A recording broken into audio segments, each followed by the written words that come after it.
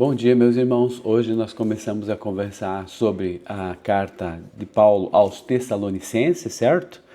E o capítulo que nós vamos ler é 1 Tessalonicenses, capítulo 1. Mas antes eu queria falar um pouquinho sobre as cartas aos Tessalonicenses como um todo, primeira e segunda. Então é o seguinte, os destinatários dessas cartas eram, na verdade, os habitantes de Tessalônica, a maior e mais importante cidade da província ali da Macedônia, na Grécia. Era um centro comercial importante, estratégico e era a capital administrativa da região. A igreja ela era composta majoritariamente por ex-pagãos, quer dizer, gentios, que haviam abandonado a idolatria grega ali para seguir Jesus Cristo. Então é nesse sentido que Paulo vai escrever aí essas duas epístolas, né? São duas epístolas que foram escritas de forma distinta, mas num curto intervalo de tempo, aí por volta de 50 a 51 depois de Cristo, logo depois que Paulo faz a segunda viagem missionária. Ele vai, na verdade, pregar ali e vai ser perseguido. Então, a carta, na verdade, vem para suprir essa, vamos dizer assim, saída dele de uma forma inesperada, né? De qualquer maneira, a 1 Tessalonicenses é escrita para encorajar a igreja que estava ali recém-formada e responder também às dúvidas sobre o que aconteceria com os cristãos que morressem antes da volta de Jesus. Então, era uma dúvida que essa igreja tinha. Também tinha a questão de 2 Tessalonicenses, que foi escrita pouco tempo depois, aí porque surgiram alguns mal-entendidos, né? Alguns achavam, por exemplo, que o dia do Senhor já tinha chegado, outros ainda pararam de trabalhar, vivendo de forma aí ociosa, à espera do fim, né? E Paulo, então, escreve para corrigir esse tipo de fanatismo, para trazer ordem aí ao caos que estava se instalando na igreja de Tessalônica. Como eu já disse para vocês, né? Paulo visitou eles antes de escrever a carta. Pouco antes ali, a igreja foi fundada durante a sua segunda viagem missionária, a gente vai ver isso lá em Atos 17, e Paulo teve que fugir da cidade às pressas devido a uma perseguição intensa ali dos judeus locais. Por ter ficado pouco tempo, né, com eles, ele enviou as cartas então para completar o ensino que ele não pôde cumprir, que ele não pôde completar pessoalmente, não pôde dar pessoalmente. Bom, de qualquer maneira, a 1 Tessalonicenses vai focar na santificação, no amor fraternal, na esperança que vem de Cristo. Paulo defende então a sua integridade como apóstolo e consola aqueles que sofrem o luto. E a 2 Tessalonicenses vai ter um foco na justiça de Deus, no julgamento final, né, nos sinais que precedem a vinda de Cristo, a manifestação aí do homem da iniquidade, na exortação para o trabalho digno, que ele vai falar inclusive que quem não quer trabalhar que também não coma, né, para poder estimular o pessoal aí a voltar, né, para colocar a cabeça no lugar em relação a algumas decisões que estavam sendo tomadas aí de uma forma até, vamos dizer assim, precipitada. Aí, de qualquer maneira, é o seguinte, ali os tessalonicenses, eles enfrentavam uma perseguição social e política também, além de ter a hostilidade local, porque eles eram vistos ali pelo pessoal como traidores das tradições gregas e desafiadoras do culto para o imperador, né? Eles diziam que havia um outro rei que era Jesus, e aí isso batia de frente com o culto ao imperador, que para eles era o rei soberano e absoluto de tudo. Também vão enfrentar a oposição religiosa dos próprios judeus, que não aceitaram a mensagem de Paulo, né? E aí perseguiram os novos convertidos. Olha só que interessante, né? Então é de todo lado. Além também a questão da pressão cultural, porque ao abandonarem os ídolos e os festivais pagãos que eles tinham, os novos cristãos sofriam também marginalização econômica e isolamento social, inclusive de seus vizinhos, familiares. Então, essas cartas, elas vão, então, você já entendeu o contexto? Elas mostram, na verdade, a necessidade, né, a importância da comunidade para manter a ética e a esperança ativa, mesmo sob pressão e sobre as incertezas do futuro.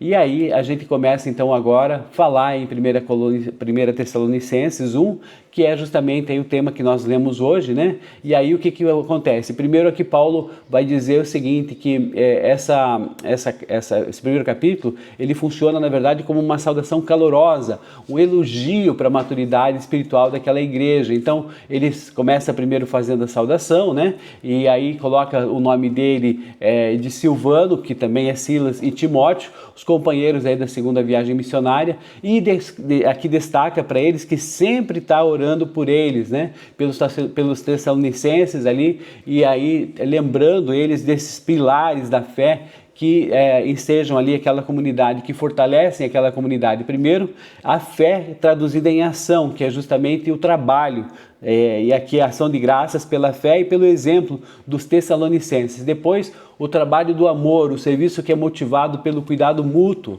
Depois tem a questão da firmeza da esperança, a perseverança baseada na promessa do retorno de Cristo. Isso é importante também para demonstrar, né? Paulo está agindo de uma maneira, vamos dizer assim, sempre, né, proativa, com tantas dificuldades quanto, e aí vai demonstrar todas essas questões aí de fortalecimento da igreja, e nesse sentido é importante saber aí a questão dos companheiros dele. Bom, o Silas é um líder da igreja de Jerusalém, profeta, né? Ele acompanhou Paulo ali na segunda viagem missionária após a separação de Paulo e de Barnabé, e ele também é um cidadão romano, o que ajudava, inclusive, na proteção ali jurídica daquele grupo todo. Então, nesse sentido, tinha essa característica. Já Timóteo é aquele jovem discípulo, filho na fé de Paulo, né, companheiro dele. Ele foi enviado de volta para Tessalônica, enquanto Paulo estava ali em Atenas, em Corinto, para verificar como a igreja estava indo depois daquela questão de perseguição.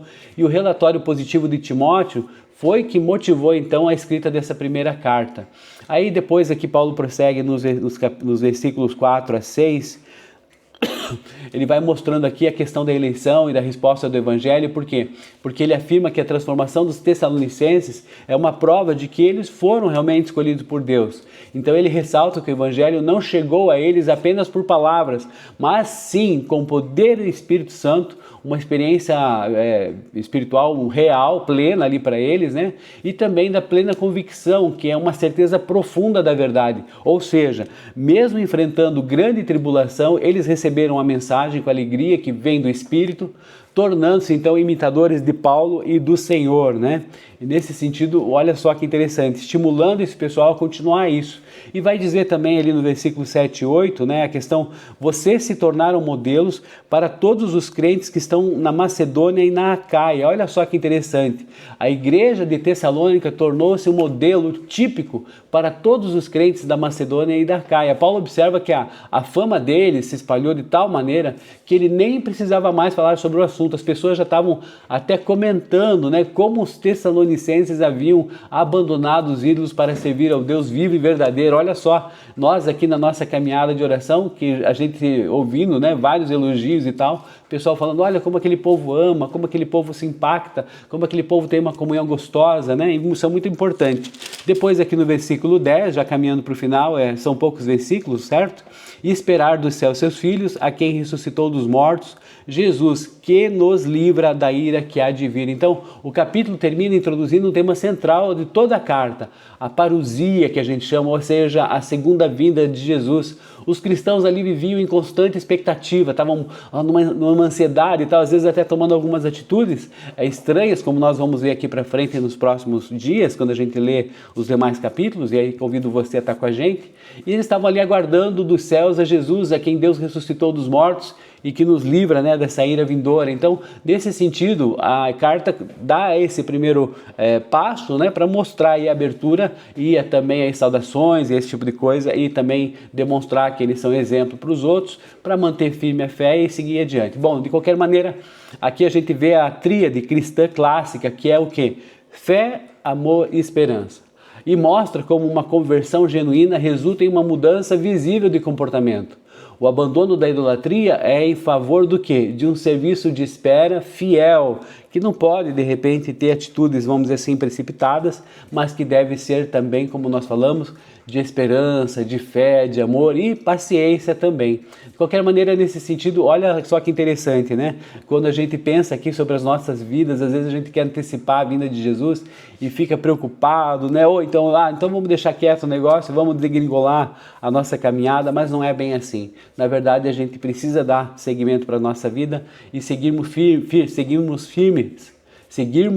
né? Para a gente poder vencer aí a lida que nos é reservada, sabendo que Ele é fiel para cumprir a nossa lida até o dia final. Amém?